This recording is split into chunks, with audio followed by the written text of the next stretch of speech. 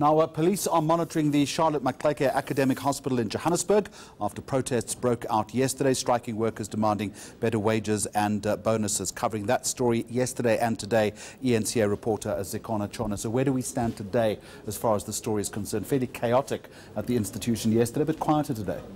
Quieter, but a heavy police presence wherever you go around that facility. Even inside the hospital, there are police constantly patrolling the hospital. I was able to speak to a patient who was at the hospital yesterday when there was chaos, and she says they were struggling to get food, and a lot of the nurses that were working at the time felt intimidated. They were scared that they would be attacked by the protesting workers. But today, Nahau is still to report back as to how its meeting went with the Gauteng Health Department as well as officials from the department. What Nahau wants is a date as to when those bonuses will be paid out to the workers. I think I saw a statement from Nahau a little earlier today saying that some of the action undertaken by their members yesterday might have been a little bit regrettable. Am I sensing a little bit of a pullback here?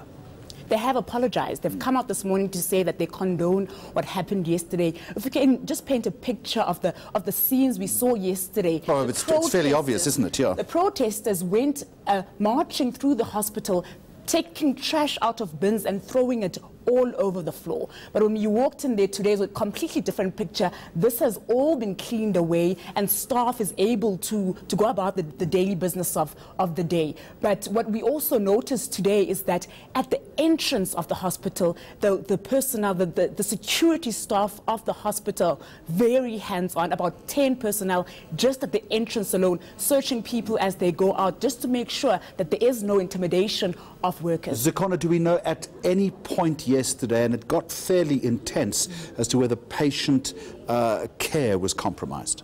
Certainly it was. I think the protest put a lot of lives at risk. We know that out of the 50 medical operations that were supposed to be done yesterday, only 19 of them were performed. We know that a lot of patients were turned away. Protesters blocked the road leading to the entrance with tires as well as rocks, and they were turning people away. But also the patients that were inside the hospital couldn't leave the facility during the protest. So certainly it did put a lot of lives at risk, and that's why the Minister of Health, Mutsoaledi, was he went to the scene, didn't he? Very quick. He was just doing an interview on our program. We spoke about it, and he told us he was rushing straight over there. He's roundly condemned this.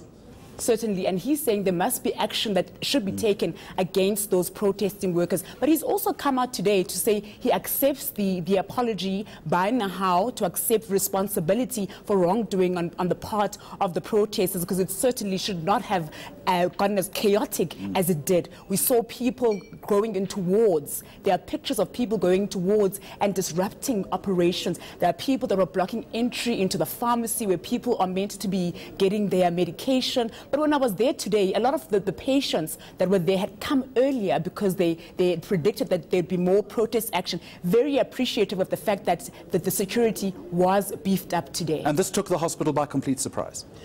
Well, Nahau is saying that the hospital should have known that it was going to turn out this way, and it actually could have been avoidable. It didn't need to reach a point where workers go as towards protesting to get their demands heard, because they're saying they raised these issues since last year, and the hospital should have acted, as well as the Gauteng Health Department. The hospital saying they didn't know that these disruptions would happen. Also, if you take note of the time that they started, it wasn't like an early morning strike. It was very much so in the middle of the day, around 10 o'clock, when these protests really got that violent. So I don't think they could have expected anything would happen.